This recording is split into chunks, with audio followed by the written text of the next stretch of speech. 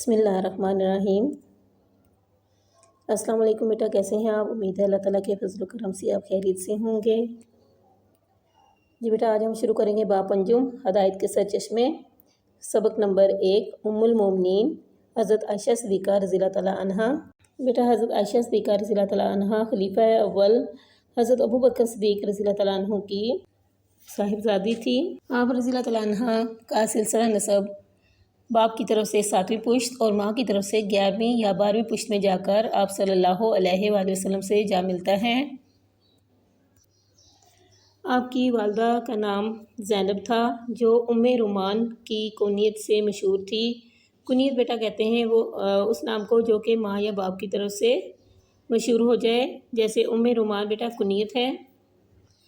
حضرت عائشہ رضی اللہ تعالیٰ عنہ باپ کی طرف سے قریشی اور ماں کی طرف سے کنانی تھی۔ آپ رضی اللہ تعالیٰ عنہ کا نام عائشہ، لقب صدیقہ اور حمیرہ تھا۔ لقب بیٹا کہتے ہیں اس نام کو جو کسی خاص خوبی کی وجہ سے لوگوں میں مشہور ہو جائے۔ تو حضرت عائشہ صدیقہ رضی اللہ تعالیٰ عنہ کا لقب بیٹا صدیقہ اور حمیرہ تھا۔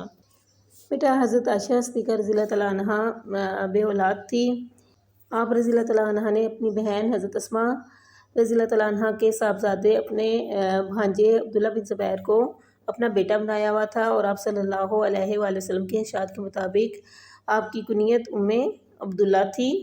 آپ رضی اللہ تعالیٰ عنہ بعثت کے 4 سال بعد شوال کے مہینے میں پیدا ہوئی۔ بعثت کے بعد مطلب آپ صلی اللہ علیہ وآلہ وسلم کے نبی مبعوث ہونے کے 4 سال بعد شوال کے مہینے میں آپ رضی اللہ تعالیٰ عنہ پیدا ہوئیں۔ آپ کا گھرانہ نور اسلام سے منور ہو چکا تھا، اس لیے آپ رضی اللہ تعالیٰ عنہ نے آنکھ کھولتے ہی اسلام کی روشنی دیکھی۔ حضرت عائشہ صدیقہ رضی اللہ تعالیٰ عنہ کو وائل کی بیوی نے دودھ پلایا۔ حضرت عائشہ صدیقہ رضی اللہ تعالیٰ عنہ خوش روح تھی، یعنی خوبصورت تھی۔ آپ کی رنگت سرخ اور سفید تھی۔ ام المومنین حضرت عائشہ صدیقہ رضی اللہ عنہ سے نکاح سے قبل آپ صلی اللہ علیہ وآلہ وسلم نے خواب میں دیکھا کہ ایک فرشتہ ریشم کے کپڑے میں کوئی چیز لپیٹ کر آپ کے سامنے پیش کر رہا ہے۔ حضرت محمد صلی اللہ علیہ وآلہ وسلم اور حضرت عائشہ رضی اللہ تعالیٰ عنہ کا نکاح 10 نبوی کو شوال کے مہینے میں ہوا۔ حضرت عائشہ رضی اللہ تعالیٰ عنہ کا مہر 500 درہم قرار پایا تھا۔ حضرت عائشہ رضی اللہ تعالیٰ عنہ سے نکاح کے بعد حضرت محمد صلی اللہ علیہ وآلہ وسلم 3 سال تک بقا میں رہے۔ 13 نبی کو آپ صلی اللہ علیہ وآلہ وسلم حضرت ابو بکر صدیق رضی اللہ تعالیٰ عنہ کے ساتھ مدینہ منورہ کی طرف ہجرت کر گئے۔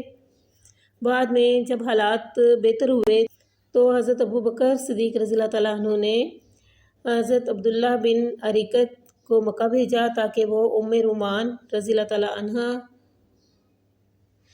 حضرت اسماء رضی اللہ تعالیٰ عنہ اور حضرت عائشہ صدیقہ رضی اللہ تعالیٰ عنہ کو مدینہ لے آئیں۔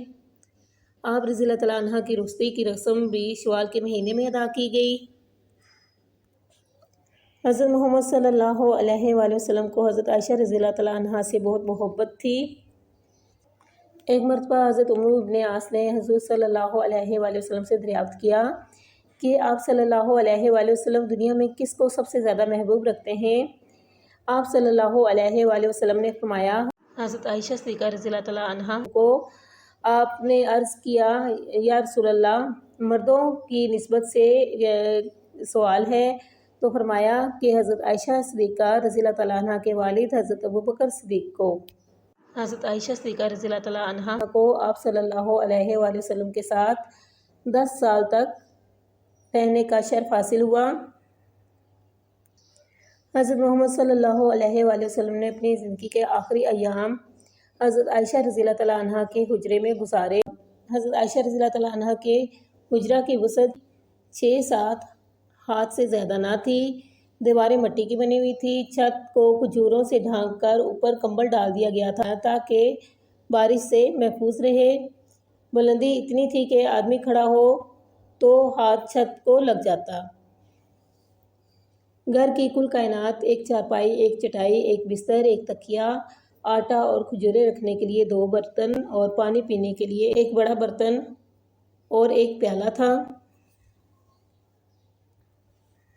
آپ صلی اللہ علیہ وآلہ وسلم حضرت عائشہ صدیقہ رضی اللہ تعالیٰ عنہ کے حجرے میں ہی مدفون ہوئے۔ کیونکہ بیٹا آپ جانتے ہیں کہ جب کوئی نبی یا پیغمبر جو ہے وہ فوت ہوتا ہے تو جس جگہ پر وہ فوت ہوتا ہے اسی جگہ پر اس کو دفن کر دیا جاتا ہے۔